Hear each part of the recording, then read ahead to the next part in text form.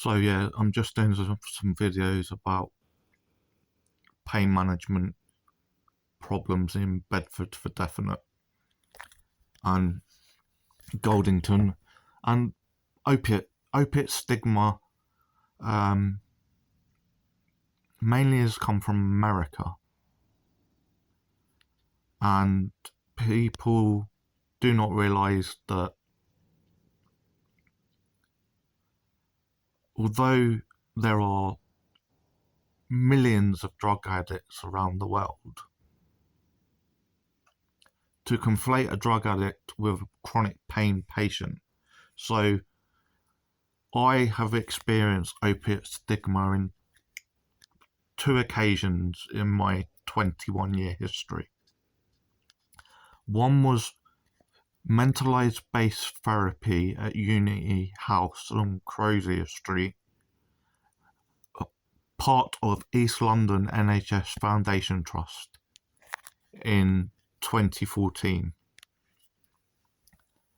Now, I felt I hadn't been listened to from the mentalised based therapy 3-day group program people, and after 6 weeks I said I wanted to leave, and I said it's very tiring going from like no routine to 15 hours a week over 3 days. Each day of those 3 days is 5 hours. If you include travel, it was 21 hours a week. And you're doing lots of things, art therapy, cooking, and therapy, and all sorts. Shopping as well was one. And I said sometimes it's 12 hours on a week, 24, 36, or 48 hours. And I'm still coming to group. And there's lots of issues within the group. And so I said, can I just go to the 1-day group? And they're like, nah. Give it another 6 months. So I gave it 6 months. And this was in 2013, overlapping 2014. After 6 months, I said, I've had enough, I'm leaving. Then I had an appointment with my consultant psychiatrist at the time. I'd known, or I thought she'd been listening since 2009, 2010. We meet up in 2014. She says, Scott, it's MBT, 3-day group, or nothing. I'm giving you a deadline to return, or nothing else. I'm giving 2 to 3 weeks. Then I email back and say, after this appointment, I said, you did say that I could have 1-day group, which was Mondays from 9:30am till like 3:15, over 18 months. And then she said, yes, you can have this, you'll have to have a new assessment. So I thought, okay. So I see the consultant psychiatrist that runs the 1-day group. She's the same psychiatrist that would be in a public CPA, and the whole group would have a patient CPA for 45 minutes. And I thought, well, the group over 2013 and 2014 haven't been relating to me in certain ways, and I can understand why they can't relate. I also don't think they've been listening. So I'm being assessed, and I have to divulge again my medication. I've got nothing to hide, nothing to fear, as I think. And I say, look, I am on whatever pain patch I was on at the time, because I originally start in 2009 at 5 micrograms per hour. So 2014, I'm probably on 10 micrograms per hour. I'm on my maximum pregabalin. I explain my Zappa pain, or Tylex or Cocodamol. And I get accused of being a drug addict, and I'm like, well, no, I'm not. And the only reason I'm agreeing that opiates are addictive is because they are addictive. So, not in the sense that I'm hungry for the drug, which I'm treating for complex regional pain syndrome type 1 and mid-carpal instability. It's from a actual level, opiates are addictive whether we like it or not. Certain drugs, you can take paracetamol, they're not addictive. They wouldn't light up the part of the wherever that addiction brain is. And sometimes I can be like very literal, and I answered the question, well, they are addictive in the chemical sense compared to paracetamol, ibuprofen, antihistamines, certain antidepressants. And I also said, sometimes I speak to my mum and I don't want a clash or an argument with her, but from a mother's point of view, she sometimes worries about the long-term effects of paracetamol and codeine on my liver and my kidneys, and that when she's occasionally had like a toothache, she has taken similar drugs to me, and for her it has an unpleasant effect.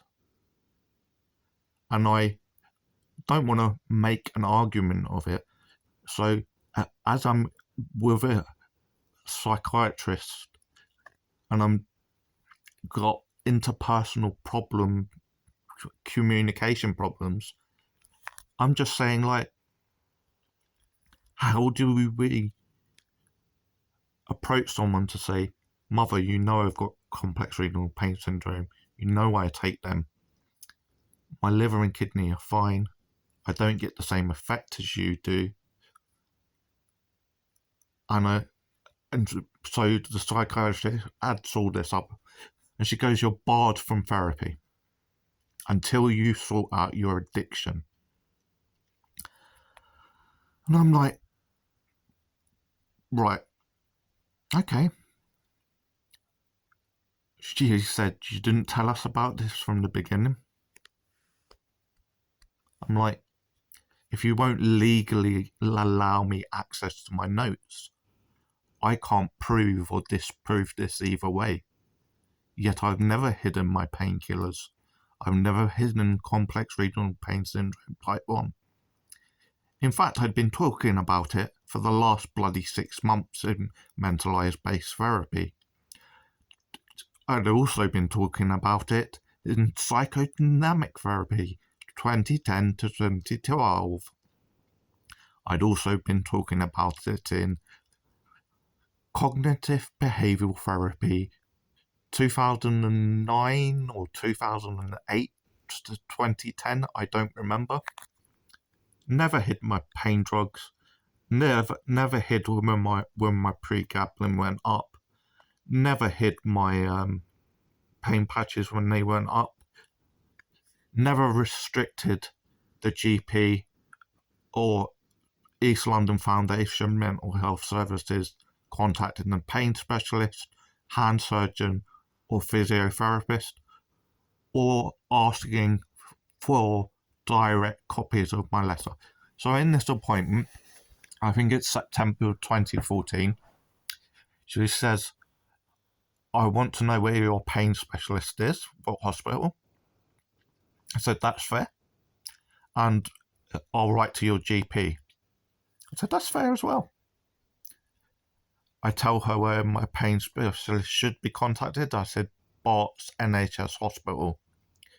If you give me time to go home, I can email you the direct email address you should contact. I said, do not contact them at Homerton NHS Hospital, because this is where they do pain jabs only, and this is not where they do their consultations. Not only does she write to the GP and the pain specialist at the wrong department, she refuses to wait for a response before putting in the ban, and then she tells me to go to a drug rehabilitation charity. Well, guess what? 3 weeks later, I'm invited back to MBT, or 4 weeks to whatever, and it coincides the same day I'm about to have a stellate ganglion block pain jab 2014 here, and I'm with 2 other people that are going to join the one-day group. I'm given the impression now that I'm allowed to the one-day group, but I check with the manager just in case, and I say that your stupid consultant psychiatrist has banned me. Is the ban still in place? Have you had a response, even though you've sent it to the wrong hospital? I'm seeing my pain specialist today, blah, blah, blah. So they're unsure. And then the psychiatrist goes, what are you doing here, Scott? You're still banned. So I said, okay. You wrote to the wrong department deliberately. I'm having a pain jab today. And guess what? I'm going to the drug rehabilitation centre. And I went there and I said, I signed in and I went, this is a bit of a weird one. I need to see someone and I need to explain a few things. And when I told them about my complex regional pain syndrome type 1, mid-carpal instability, and showed them my NHS records within this 20-minute, half an hour appointment, the drug rehabilitation charity said to me, you are not a drug addict. Yes, opiates are automatically addictive. This cannot be avoided. And we could not offer you drug addiction counselling or reducing your painkillers. You would either have to lie and commit fraud and say that you are a drug addict to receive our services. And they basically said, we can't believe that someone from the East London Foundation Trust is acting in such a manner. I told my pain specialist this later that day, and my boyfriend. The other time I've experienced opiate stigma is the 4th of January 2023, when a doctor that had never seen me, never checked out my 21-year history, labelled me a drug addict, took away all my 224 Zappa pain as of February on the grounds that I stockpile them. I've never been able to stockpile Zappa pain because I take 6 to 10 a day. And in overdose attempts, I took what I literally had no stockpile at all.